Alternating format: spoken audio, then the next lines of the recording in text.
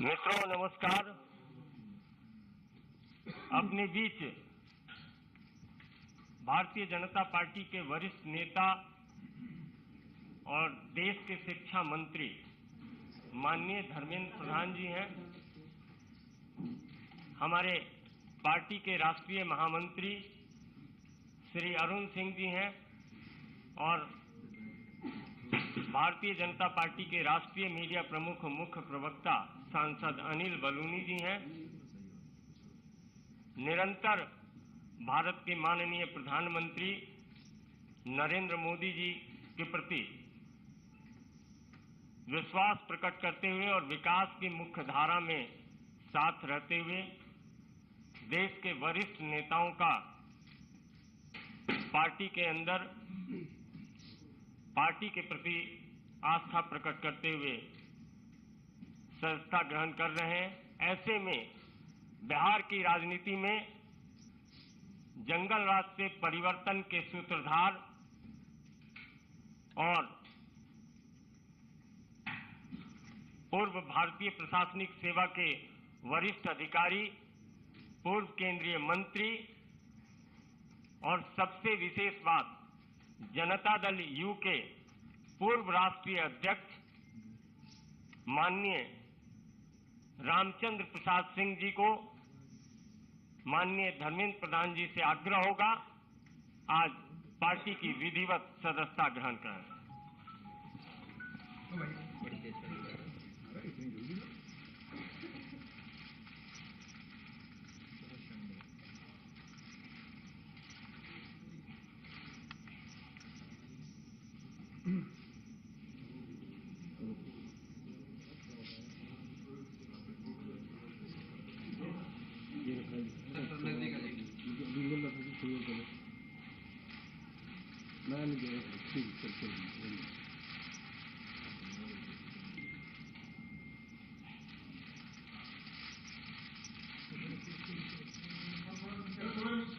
Sir face से हो गया सर, थैंक यू।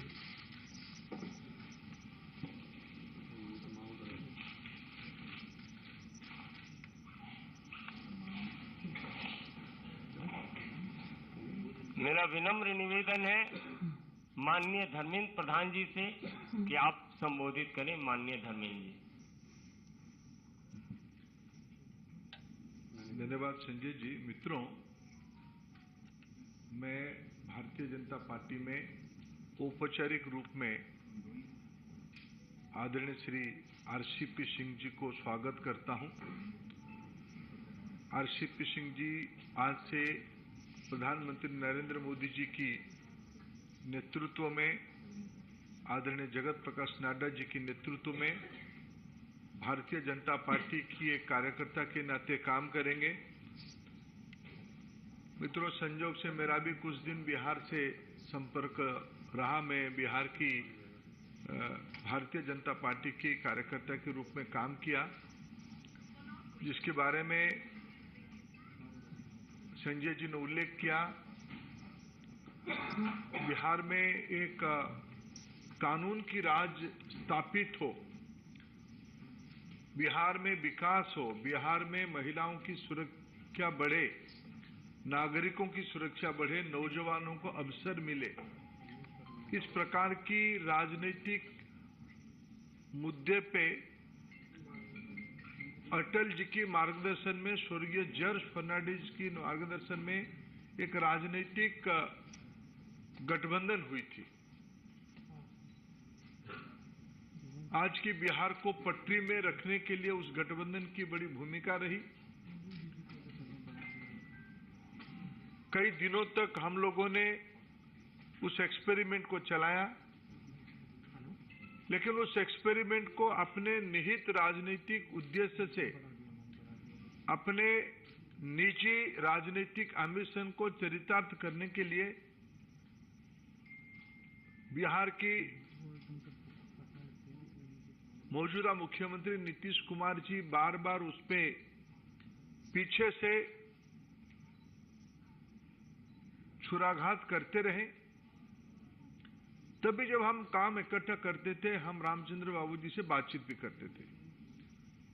जो पहली बार भी नीतीश जी 2012 में 12 में होगा ना, पहली बार वो छोड़े 12 में 13 में जब छोड़े तब भी रामचंद्र बाबू उनके हाथ पकड़े थे। ये बिहार की मैंडेट नहीं था। बिहार की विकास चाहिए, बिहार के अंदर सुशासन चाहिए, लेकिन अपने राजनीतिक मर्यादा में रहते हुए उन्होंने उसको संभालने का कोशिश किया था। दोबारा उस राजनीतिक मैंडेट को पुनः प्रतिष्ठित करने के लिए उन्होंने काम किया। भारतीय जनता पार्टी की राष्ट्रीय नेतृत्व की साथ वार्ता करके फिर बिहार में कानून की राज हो, सुशासन हो, उसकी प्रयास किया। केंद्र में मंत्री भी रहे। मंत्री रहने के पहले भी मैं जितना रामचंद्र बाबू को जानता हूं, कुछ विषय में रामचंद्र बाबू अपने आप एक मूल्यों के साथ खुद को बार बार जोड़ा। संसद कई प्रकार के विचार की एक मंच होता है। मैंने रामचंद्र बाबू को भाषण करते हुए बार बार देखा, इस देश के बुनियादी मुद्दों पे, विशेष करके किसानों के मुद्दे पे, पूर्व भारत के मुद्दे पे, देश की पिछड़े समाज की हितों की रक्षा करने के मुद्दे पे और राष्ट्रीय स्तर पे सरदार वल्लभ भाई पटेल की अस्मिता के बारे में कभी भी बात हो, कभी भी चर्चा हो, उसमें रामचंद्र बाबू मुखर होते थे। उस समय में वो दल नहीं दिखते थे, एक कॉज के साथ खुद को आइडेंटिफाई करते थे। मैं निश्चित रूप में बिहार की जो वर्तमान राजनीतिक स्थिति है और आरसीपी सिंह जी की ख्याति है, जनता दल यू को एक राजनीतिक प्रक्रिया करके आज की जो रूप उनकी है उसको खड़ा करने में आरसीपी सिंह जी की बहुत बड़ी भूमिका रही है। एक प्रकार से भारतीय जनता पार्टी की जैसे एक संगठन मंत्री की भूमिका रहती है, पीछे से चीजों को मजबूती से रीढ़ की हड्डी की तरफ वो उसको संभाले थे। जो बिहार में अति पिछड़ों की प्रयास चली, प्रयोग चली, उसके पीछे उनकी वैचारिक स्पष्टता के साथ उसको संगठित करने में बड़ा भूमिका रहा है। मैं बिहार में काम किया हूं। पंचपोनिया समाज में रामचंद्र बाबू जी की पहचान और प्रवेश मैं खुद एक कार्यकर्ता रूप में जानता हूं। अति पिछड़ों में क्या विश्वसनीयता आरसीपी सिंह जी की है मैं जानता हूं। ऐसे एक नेता को आज प्रधानमंत्री जी के नेतृत्व में हमें शामिल करते हुए गौरव होता है। आरसीपी सिंह जी की बिहार में भारतीय जनता पार्टी में योगदान करना पार्टी को वहां और मजबूत करने में निश्चित रूप में मदद होगा। हम लोग सफल होंगे। मैं आरसीपी सिंह जी को पुनः बीजेपी में स्वागत करता हूं और निश्चित रूप में उनकी सेवा पार्टी के लिए सकारात्मक रहेगी। मेरा विनम्र निवेदन है, जनता दल यू के पूर्व राष्ट्रीय अध्यक्ष जिन्होंने अभी अभी पार्टी की सदस्यता ग्रहण की है, ऐसे माननीय श्री रामचंद्र प्रसाद सिंह जी से आपको संबोधित करें। माननीय रामचंद्र प्रसाद सिंह जी। बहुत बहुत धन्यवाद संजय जी। आदरणीय धर्मेंद्र प्रधान जी, आदरणीय अरुण सिंह जी, आदरणीय अनिल बलूनी जी, यहाँ मीडिया के सभी साथीगण, मेरे लिए यह बहुत ही गौरव और गर्व का क्षण है कि आज मैं भारतीय जनता पार्टी की सदस्यता ग्रहण किया हूं।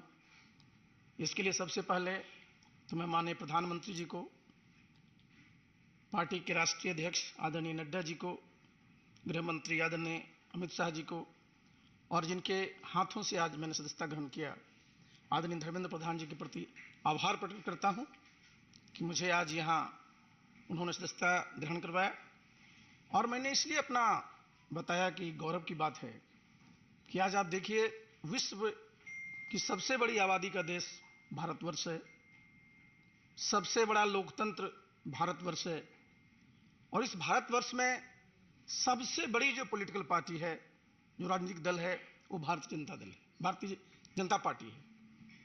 और इसकी सदस्यता ग्रहण करने में सचमुच अपने आप में एक गौरव महसूस होता है। और जितनी बात कह रहे थे अभी धर्मेंद्र जी, अभी मैं सुन रहा था, रोज मैं सुनता रहता हूं, आज भी आप सुनते रहते हैं, जो हमारे पहले नेता थे वो क्या बोलते हैं कि देश में कोई काम नहीं हो रहा है। हमने कई बार उनको आईना दिखाने की कोशिश की कि अगर कोई काम नहीं हो रहा है तो नीतीश बाबू ये बताएं कि आज भारतवर्ष